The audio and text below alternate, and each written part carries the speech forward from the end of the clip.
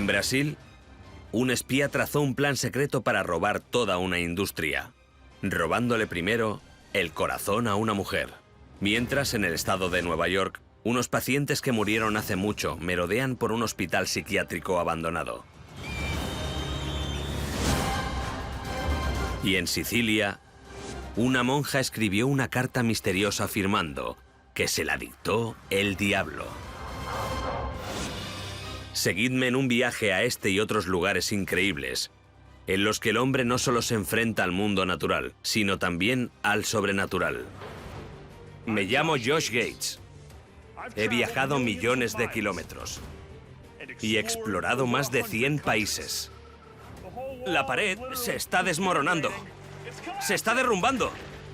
Y mis destinos favoritos tienen historias increíbles que contar. Estas son las historias y secretos de esos lugares legendarios. No es ningún secreto que me gustan las historias de terror. Cuanto más miedo, mejor. Un edificio antiguo y abandonado donde habitan unos fantasmas es perfecto. Al norte del estado de Nueva York hay un hospital psiquiátrico del siglo XIX con una historia inquietante en el que los espíritus no solo merodean por los pasillos, sino que podrían volverte loco. Las puertas a la locura. A pocos kilómetros de la frontera con Canadá se encuentra el pequeño pueblo de Bethany. Su población es de 1.700 personas. Gran parte de sus 90 kilómetros cuadrados es suelo agrícola. El lugar es muy tranquilo, bueno, salvo un sitio. El Hospital Rolling Hills.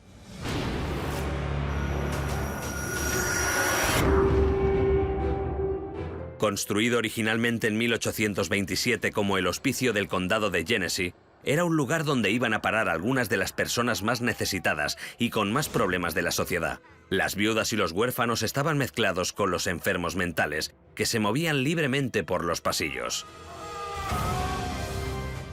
El dinero que recibía del gobierno no iba para arreglar el edificio. Tampoco para cuidar de los pacientes. En la década de 1870 gastaban solo poco más de $1 por paciente cada semana. A lo largo del siguiente siglo, miles de pacientes llegaron, pero muchos no se fueron nunca. Hacia 1974, cuando el hospital cerró, ya habían muerto aquí más de 1.700 personas, entre ellas algunos de los pacientes más perturbados y violentos, muchos de los cuales fueron enterrados aquí mismo. Hoy día, lo que queda de las salas olvidadas del hospital crea una atmósfera que echa atrás e invita a la vez a que la gente explore. En su interior, los largos pasillos abandonados, las habitaciones mohosas y los consultorios saqueados nos recuerdan las miles de almas desgraciadas que fueron encerradas aquí y cuya única esperanza de escapar era la muerte. Sharon Coyle, una apasionada de lo paranormal, compró el edificio en 2009 y lo rebautizó como Hospital Rolling Hills. Para Sharon, combatir al lento deterioro del edificio es una lucha sin cuartel. Hay mucho por hacer, pero creo que es importante, no solo por el sitio, sino por los espíritus que permanecen aquí. Sharon cree que muchas de las almas confinadas en el hospital cuando estaban vivas han decidido vivir permanentemente aquí, después de su muerte. ¡Qué escalofríos! Hay gente a mi alrededor. Puedo sentirlos, ahora mismo los tengo encima. Pero Sharon no fue la primera propietaria que experimentó fenómenos sobrenaturales. Cuando el Estado cerró el hospital, el encargado se encontró con algo más que termitas en las paredes. Era 1974 y Cecil Speakman, un empresario jubilado de 73 años, compró el edificio con la idea de convertirlo en un asilo para jubilados. Incapaz de conseguir financiación para el proyecto, se fue a vivir al hospital, decidido a hacer el trabajo él mismo. Y como en la mayoría de proyectos de bricolaje, Cecil se encontró con más de lo que se esperaba. Y no hablo de moho negro, que habría mucho, me refiero a fantasmas. Cecil durante el día trabajaba en varios proyectos de construcción en los 5.500 metros cuadrados del edificio. Pero por las noches empezó a sentir cosas que no podía explicar. Una noche, trabajando a última hora, Cecil oyó una voz que venía del fondo del pasillo. Escuchó con atención y supo que era una mujer que hablaba en alemán. Miró por el lugar, pero no había nadie. Cecil hizo lo que pudo por olvidar el incidente, pero las semanas siguientes escuchó la voz una y otra vez. Una noche de invierno, no solo oyó la voz, sino que vio el espectro de una joven enfermera gritando en alemán a los pacientes y al personal. No obstante, eso no desalentó a Cecil, pero según los informes, la cosa estaba a punto de empeorar, ya que la aparición de la enfermera dio paso a un montón de apariciones. Durante otro turno de noche hasta tarde, Cecil oyó pasos en un viejo consultorio. Cogió un martillo para defenderse y fue lentamente hacia el sonido. De repente, el silencio lo rompió un grito desgarrador. Cecil retrocedió aterrado. Era su primer encuentro con el espíritu conocido como la mujer de los gritos. Al igual que Cecil, Sharon ha oído los últimos años una buena cantidad de sonidos inexplicables, por lo que se reunió con investigadores de lo paranormal para ponerse en contacto y buscar respuestas. Creemos que la mujer de los gritos podría ser Phoebe White. Phoebe fue al hospital sobre 1827. Era una niña y vivió allí más de 56 años hasta que murió. Y era más o menos como Helen Keller, no podía comunicarse muy bien. Los continuos lamentos y gritos y el alboroto en general empezó a pasarle factura a la salud de Cecil, pero había invertido demasiado dinero y esfuerzo como para abandonarlo. Una noche, mientras Cecil arreglaba un consultorio, empezó a notar ráfagas fuertes de calor. De repente, se encontró cara a cara con la aparición de un hombre envuelto en llamas. Después de que el fantasma se marchara, la temperatura del cuarto volvió a la normalidad. Es posible que se encontrara con un espíritu llamado Steven. Creemos que vino aquí y tenía muchos problemas de salud. Puede que las enfermeras le obligaran a tomarse medicinas y reaccionó muy bruscamente y tendería a sentirse mareado, con náuseas, como una patada en el estómago.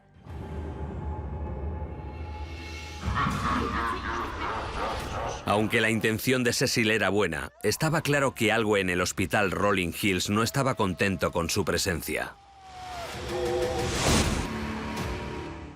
Y el tormento acabó haciendo que el pobre Cecil se volviese loco.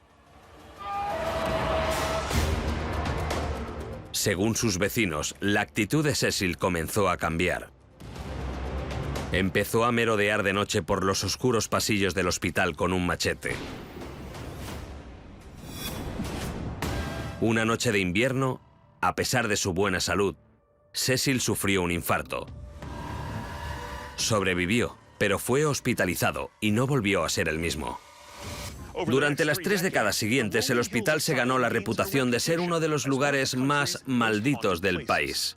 Y en 2009 llegó Sharon.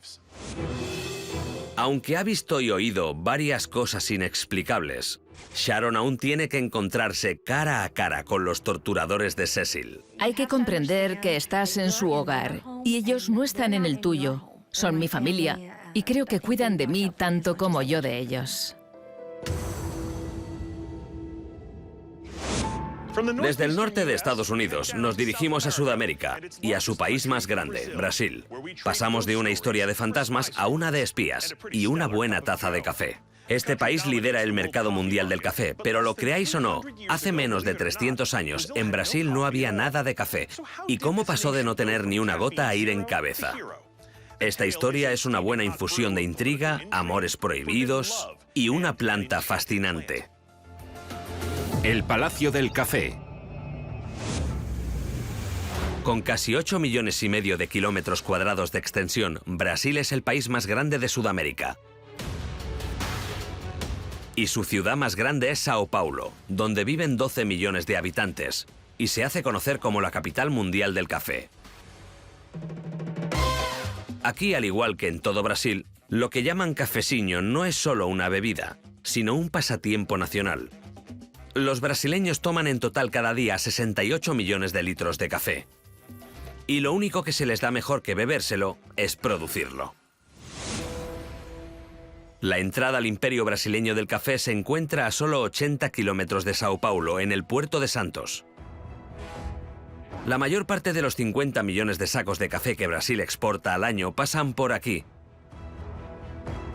y suponen un tercio de la cantidad mundial. Pero hace un siglo era un increíble 80%. Y cada centavo de las arcas brasileñas se ganaba aquí gracias al café, a poca distancia de los muelles, en la bolsa del café.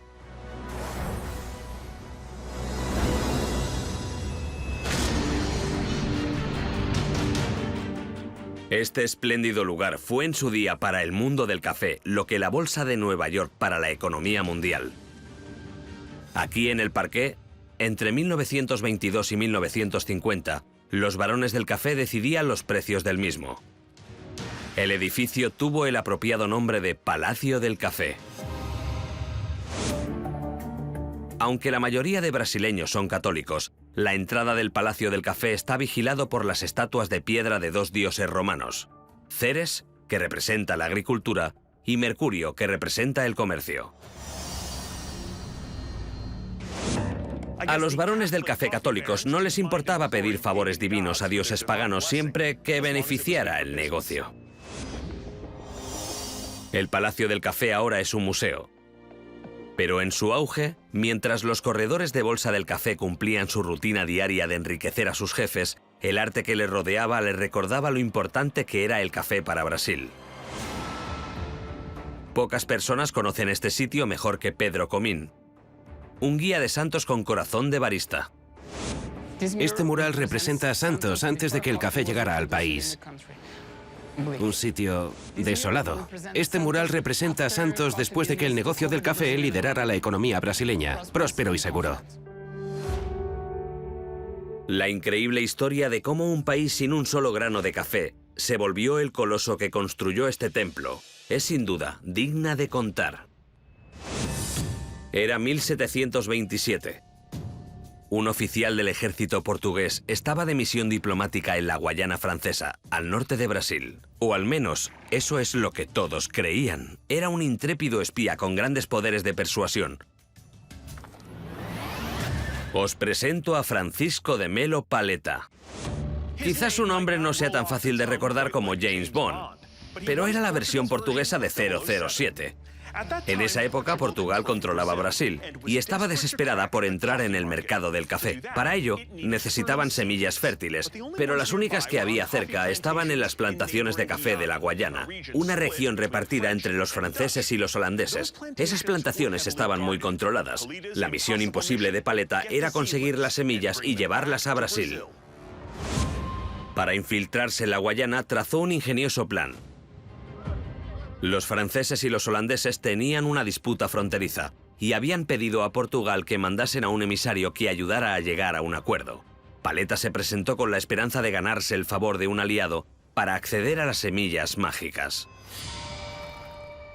En Cayena, la capital de la Guayana francesa y hogar de la famosa pimienta, conoció a la compinche perfecta. Era la mujer del gobernador francés, con un nombre tan exótico como su aspecto: Marie-Claude de Vic de Ponguibot. La llamaremos Maggie. Paleta pensó que para robar las semillas de café, primero le tendría que robar el corazón a Maggie. Así comenzó el romance más candoroso de la historia del café. Pero como en muchas leyendas, la historia de su romance no tiene muchos detalles. Basta con decir que cuando Maggie le dijo a Francisco: ¿qué afecto sientes por mí?, él contestó: bien cargadito de amor. ¿Nadie? ¿No? Paleta logró otra victoria como diplomático al resolver las disputas políticas por las fronteras. Y ahora, con Maggie enamorada a su lado, estaba preparado para desvelar su plan maestro para llevarse las preciadas semillas de café de la Guayana. Un engaño que tendría lugar a simple vista. El atrevido plan de Paleta se llevó a cabo en un banquete de despedida en su honor, celebrando su mediación en la disputa de fronteras entre Francia y Holanda por la Guayana. Al final del banquete le dieron un regalo: Pero el florero con la planta que Magui le da a Paleta no era lo que parecía ser. Eso es porque en la planta había escondido un puñado de semillas de café. Durante los 3 siglos siguientes, esas pocas semillas se convirtieron en el actual tesoro de Brasil, de 6.000 millones de plantas que impulsaron su imperio del café. Hoy, el Palacio del Café ya no se utiliza, pero sigue siendo un monumento a una industria que sigue en alza. Los puertos de Santos siguen tan ocupados como siempre, y puede que parte del café que sale ahí acabe en tu taza del desayuno. Pero el café es un producto relativamente reciente, sobre todo en comparación con la sal, que se ha usado para conservar la comida desde el año 6000 a.C. En su día la sal era tan necesaria para la supervivencia humana que en una época se le daba tanto valor como al oro. No obstante, en el siglo XVII, los obreros del pueblo polaco de Wieliczka encontraron una forma totalmente innovadora de usar este preciado mineral como material de construcción para una vasta red subterránea de capillas. Y por muy maravilloso que fuese, este santuario no se creó por razones artísticas, sino en un intento desesperado de supervivencia. La mina de los milagros. Cracovia. La segunda ciudad más grande de Polonia fue en su día la capital, donde los reyes gobernaban uno de los reinos más ricos y poderosos de Europa. El origen de esta fortuna real se encontraba a 13 kilómetros al sureste, en una ciudad que es normal en la superficie, Wieliczka. En realidad, su tesoro se encuentra bajo la ciudad. Una vasta mina con un recurso tan valioso que se usó como moneda en zonas de África hasta el siglo XX. Estas son las minas de sal de Wieliczka. Las minas son un laberinto de túneles de más de 280 kilómetros de longitud, que conectan más de 2.300 cámaras.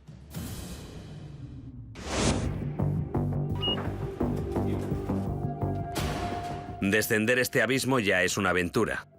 Basta con preguntar al guía Marek Strojny. Vamos a bajar más de 380 escalones. Se puede ver a cuánta profundidad está el primer nivel, a más de 20 pisos de altura. Con más de 700 años de antigüedad, la edad de las minas de sal y su tamaño bastan para hacer de este sitio un lugar legendario. Pero hay más, mucho más.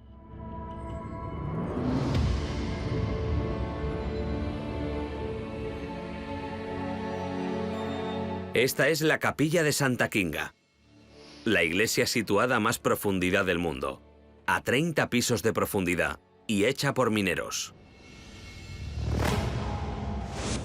Todo lo que veis aquí está hecho de sal. Los relieves, las estatuas, los altares, las lámparas. Y si queréis, podéis hasta probarlo. El suelo parece mármol pulido, pero es sal. Es un solo bloque de sal. No son baldosas. Y son 30 metros de largo por 20 metros de ancho. Los geólogos dicen que el tesoro de la sal con la que se hizo esta catedral es el residuo de un mar anterior que se evaporó hace 13 millones de años.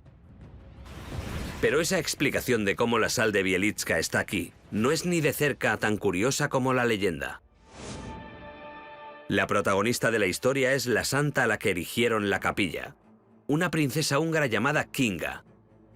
Y el protagonista, su prometido, el príncipe Boleslao de Polonia. Hace tiempo, en el siglo XIII, la pareja recientemente prometida estaba viajando de Hungría a Polonia. Pero antes pararon a echar un vistazo al regalo de bodas del padre de Kinga. Lo que toda princesa quiere: una mina de sal. Pero esperad un momento. En la Edad Media, la sal no era solo para sazonar el estofado de cordero. Era un valioso conservador de la comida que se usó durante siglos antes de la invención del frigorífico. Y la noble Kinga la necesitaba para mejorar la vida de los polacos. Pero ¿cómo iba a llevar una mina de sal desde Hungría hasta Polonia? ¿Ofreció una plegaria a Dios? Y luego hizo una locura. Tiró su anillo de compromiso a las profundidades de la mina.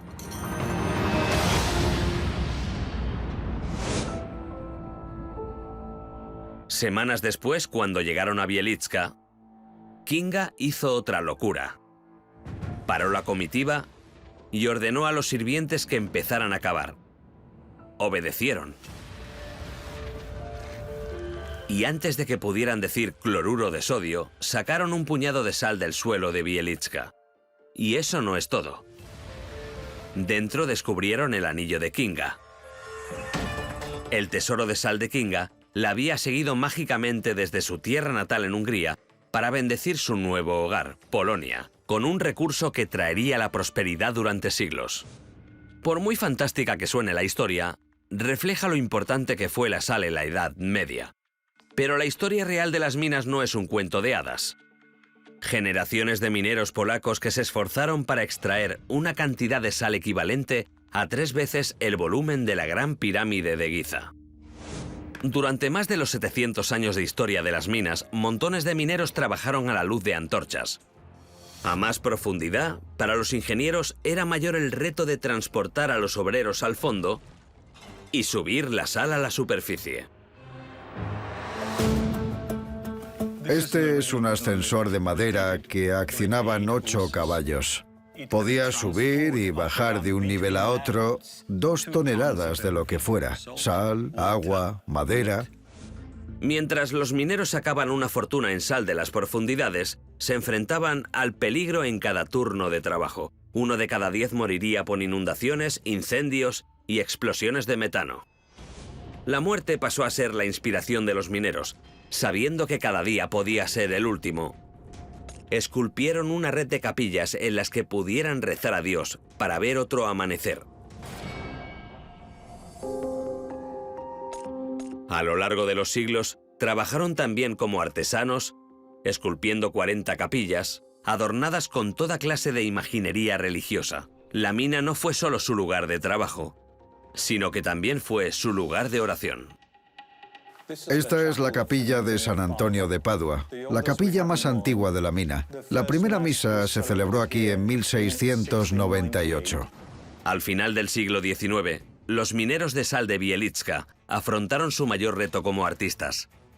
En una de las cámaras más grandes, esculpieron su mayor logro.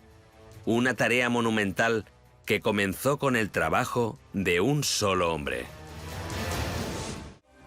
Ese hombre era Józef Markowski. En 1896 empezó a hacer todo él solo.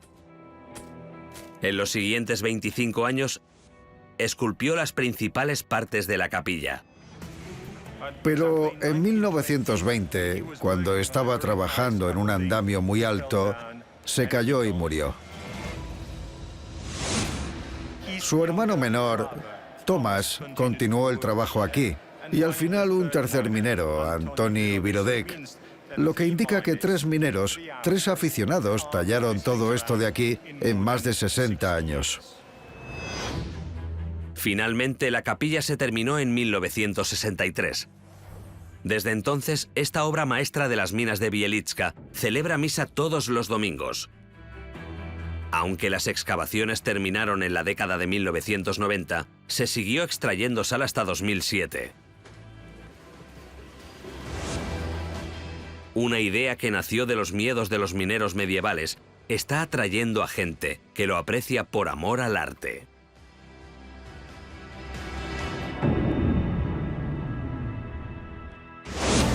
De una maravilla religiosa del mundo natural, ahora vamos casi 1.600 kilómetros al sur, a una maravilla religiosa del mundo sobrenatural. En Sicilia hay un misterio que ni los mejores criptólogos han descifrado del todo. Un documento de 340 años de antigüedad hecho por una combinación de letras y símbolos. Desde el día en que se descubrió, su significado y su creadora han sido tema de acalorados debates, pero ahora hay una nueva esperanza de poder hallar la respuesta. Una postal del más allá. Sicilia es la isla más grande del Mediterráneo. Un paisaje de viejos pueblos en las colinas. Ya se puede saborear el vino local y la salsa de tomate cocinándose en el horno.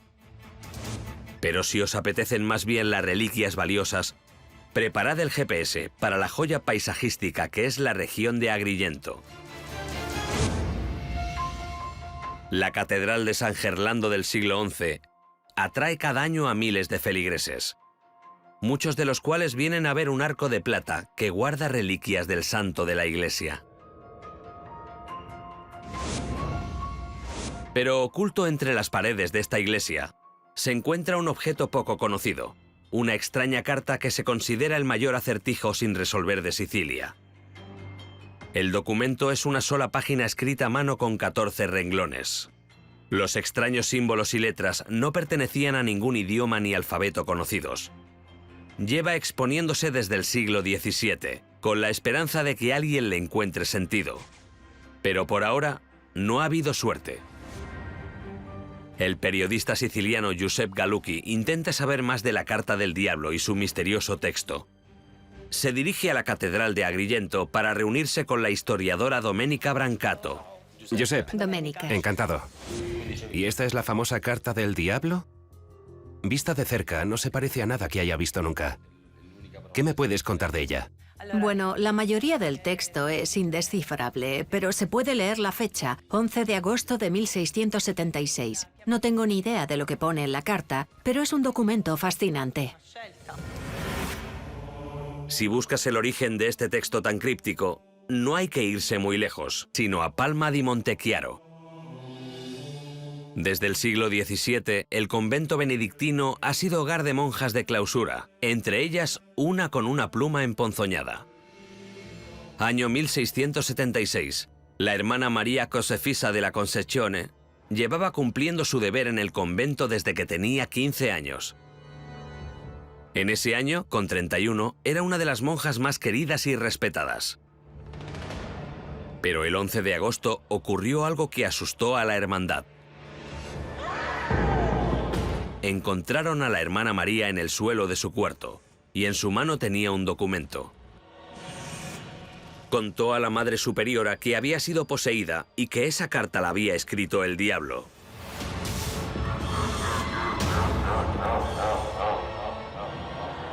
Satanás le ordenó que firmase la carta, pero ella reunió fuerzas para negarse. En su lugar, escribió la única palabra descifrable de la carta, oimé, que significa «ay Dios». Oimé estaba escrito en italiano. Y era cuando la hermana María se sobrepuso brevemente al diablo. Con esta palabra, demostró ser realmente lo que todas creían de ella, que era fiel a sus principios cristianos hasta el fin. Y esa palabra no se parece al resto de palabras. Es como si las hubiese escrito otra persona. Sí, la parte principal de la carta parece tener una caligrafía totalmente distinta, lo que hace que algunos crean que es obra del diablo. A pesar de haber escrito la carta, la hermana María no tenía ni idea de lo que significaba. Y vivió el resto de su vida sin otro encontronazo con el diablo. Murió en 1699 a los 54 años. Y más tarde la beatificó la Iglesia Católica. Giuseppe cree que el primer paso para descifrar la enigmática carta es volver a examinar la leyenda alrededor de su origen. Hay dos posibilidades. Una, que aquello pasase justo como ella contó. Esa posibilidad es la que más miedo da porque significaría que a María la poseyó realmente un espíritu maligno y que ese espíritu fue el verdadero autor de la carta. La otra posibilidad es que tenía una enfermedad mental, o quizás era esquizofrénica. Se sabe que los pacientes con esquizofrenia han asegurado escuchar la voz del diablo. Si la hermana María era una enferma mental, la carta prácticamente no tiene sentido. Pero, ¿y si hubiera una tercera posibilidad y que la hermana María se inventó toda la historia? Si eso es cierto, quizás la soledad de la vida de una monja de clausura fue demasiado para ella. Escribió la carta y culpó a Satanás pidiendo ayuda. Bueno, el escéptico que llevo dentro vota por la segunda o la tercera opción. Y supongo que Josep seguramente estará de acuerdo. Pero en cuanto a la carta del diablo, las investigaciones no han podido resolver las preguntas anteriores. Nadie ha averiguado qué idioma es. Pero ¿es cierto que los investigadores podrían ahora tener algún avance? Muchos han intentado descifrarla. Identificaron algunos caracteres que podrían indicar palabras en latín y griego, quizás hasta traducidas al italiano, pero el verdadero misterio es el verdadero significado completo. Eso resume bastante cómo se sienten los criptólogos del mundo estos últimos 340 años. Y ahora, un grupo de científicos sicilianos creen haber avanzado en la búsqueda del significado de la famosa Carta del Diablo. Los expertos encargados de este descubrimiento dicen que han logrado descifrar parte del texto usando una combinación de un sofisticado software de descifrar códigos de la Dark Web. Un grupo de detectives investigaron el pasado de la hermana María y concluyeron que pudo crear un vocabulario abreviado usando alfabetos antiguos que posiblemente conociera: griego, árabe, latín y rúnico. Luego analizaron los símbolos que se repetían intentando situar las vocales.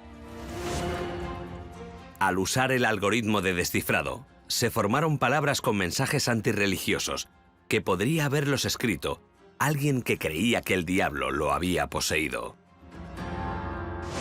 Y cómo no, hasta que otros criptólogos respetables lleguen a un consenso sobre esas conclusiones, sería prudente esperar y ver algún avance sobre qué significa todo. Y bueno, en la otra punta del mundo, en el estado de Arizona, los lugareños cuentan una vieja historia de una mujer que intentó ganarse la vida en la frontera con el inclemente desierto, cuando un misterioso minero apareció ante su puerta con historias acerca de un tesoro. Parece el argumento de una peli de vaqueros, pero en realidad es el origen de una leyenda que atrae a 8.000 personas cada año a un rincón desolado del suroeste en busca de una fortuna de $200 millones. Las minas de la superstición. A 80 kilómetros de Phoenix se encuentran las soleadas montañas de la superstición, llamadas así en la década de 1860, después de que miembros de la tribu Pima dijeran a los granjeros de la zona que oyeron sonidos extraños que surgían de las colinas, por no mencionar las historias de muertes sin explicación. A pesar de esas historias, la gente lleva viniendo aquí desde hace más de 500 años. Muchos de ellos buscaban más que broncearse, buscaban oro. En 1540, el explorador español Francisco Coronado viajó a las montañas de la superstición buscando una legendaria ciudad de oro. Coronado se fue con las manos vacías, mientras que sus hombres perdieron la cabeza. Fueron decapitados y nadie sabe quién lo hizo. Hoy día, si exploras esas montañas, quizás te suene otra historia. La del holandés y su alijo de oro escondido. Pero una historia menos conocida es la historia de la única persona que oyó ese secreto de primera mano. Finales de 1800. El lugar, un asentamiento de cosechas y huertos que acabaría llamándose Phoenix. Una de las personas que fueron a Phoenix en busca de prosperidad era Julia Thomas. Un día, Julia vio que su vecino, un rico inmigrante alemán llamado Jacob Waltz, al que los lugareños apodaron el holandés, volvía a casa de uno de sus viajes misteriosos a las montañas. Toda la ciudad sabía que el holandés era rico, pero nadie sabe de dónde salía el dinero, solo que cada pocos meses se metía en las montañas de la superstición. En octubre de 1891, Julia oyó que llamaban a la puerta. Al abrirla, Walt se desplomó ante sus pies. Vio que el holandés sufría una neumonía. Lo metió en su casa y cuidó de él. Para recompensarle su amabilidad, él le reveló el secreto de su riqueza: una mina de oro oculta en las montañas de la superstición. Le dijo que buscase un cristal de cuarzo de 45 centímetros de ancho y que ahí encontraría el oro. Como muestra, Waltz le mostró a Julia una caja con 20 kilos de pepitas de oro. El holandés intentó contarle a Julia la ubicación de la mina, señalándole zonas cercanas. Pero la fiebre le hacía delirar. Y antes de que ella pudiera dibujar un mapa, Waltz murió. Julia Thomas comenzó su propia historia de la fiebre del oro. Vendió su negocio y fue con 2 amigos de confianza hacia las montañas de la superstición, decidida a volver siendo rica. También está decidida a hacerse rica Cristina Vidales. Originaria de Tempe, en Arizona, Cristina es una de las miles de personas que harán este año el viaje a las montañas en busca de la mina de oro del holandés. Llevo gran parte de mi vida explorando estas montañas e investigando la zona. Y espero que podamos encontrar ese lugar que tengo marcado en el mapa. El mapa que ha hecho detalla parte de una zona de 65.000 hectáreas, llena de cumbres y barrancos. Por no mencionar las serpientes y escorpiones. Por eso, Cristina ha contratado a un guía local, Mike Mead. Se ha criado aquí y conoce bien las montañas y la leyenda. Las montañas de la superstición son un sitio muy peligroso. Es muy fácil perderse por aquí. Hay muchas personas que han buscado la mina del holandés y no han tenido éxito, o hasta han muerto en el intento. Ya estamos aquí, las montañas de la superstición. ¿Preparada para echar un vistazo? Sí, vamos. Vamos. En agosto de 1892, Julia pasó 3 semanas en el desierto buscando la mina del holandés. Pero parece que cada camino que escogía llevaba a un callejón sin salida. El terreno es duro. ¿Y el tiempo? Bueno, Arizona en agosto hacía tanto calor que solo podían buscar por la mañana temprano y al atardecer. Tras 3 semanas duras en las montañas, Julia y sus amigos se quedaron sin agua. Cristina está decidida a evitar el destino de Julia. Mientras ella y Mike recorren el lugar, pasan por puntos clave que supuestamente el holandés describió, como una roca con forma de cara orientada al este y un gran pico con forma de sombrero. Esto lo reconozco. Justo aquí en el mapa. ¿Habrá un cristal de cuarzo en esta zona? Según la leyenda, el holandés sacó un cristal de cuarzo de 45 centímetros de grosor. Me hace pensar que tendríamos que subir a la montaña. Un siglo antes, Julia también pensó que estaba cerca del oro del holandés. Pero cuando subió a las montañas, no solo se quedó sin agua, sino también sin dinero. Julia se fue de las montañas sin dinero, pero no sin esperanza. Contó su historia a un periodista, que lo publicó en San Francisco. Como era de esperar, empezó a presentarse gente en la casa de Julia, preguntándole acerca de la mina del holandés. A pesar de no haber encontrado la mina, Julia estaba encantada de compartir su mapa, por un precio, por supuesto. Esto ha llevado a algunas personas a pensar que quizás no hubo nunca una mina del holandés. Quizás cuando su vecino murió, Julia aprovechó los rumores sobre su dinero y se fue a las montañas. No para buscar oro, sino para dibujar un mapa que podría vender. Cristina y Mike descartan esas teorías. Recuerdan que Julia y sus amigos vagaron semanas por la montaña. Si solo le hubiera interesado aprovecharse de los ingenuos buscadores de oro que iban a Phoenix, no habría hecho ese viaje solo para hacer un mapa falso. Cristina está segura de que está cerca de la mina. Y dice que cuando la encuentre, guardará en secreto con Mike su ubicación. Eso es porque desde que Julia Thomas mostró el mapa por primera vez, han muerto por lo menos 40 personas buscando la mina. Podría ser que la tribu Pima tuviera razón y realmente hubiese algo sobrenatural en esas montañas. Pero es más probable que los buscadores estuviesen cegados por su propia codicia y cayeran víctimas de la naturaleza salvaje. Mientras siguen buscando, Cristina y Mike intentan no pensar en el lado oscuro de estas montañas. En lugar de eso, seguirán buscando el oro perdido. Cuando nos encontramos con el sorprendente poder de la naturaleza, o cosas que van más allá del mundo que conocemos, es el poder de nuestras creencias, el que convierte sitios cotidianos en lugares legendarios. Soy Josh Gates. Viajad con espíritu aventurero. Os veo próximamente en lugares legendarios.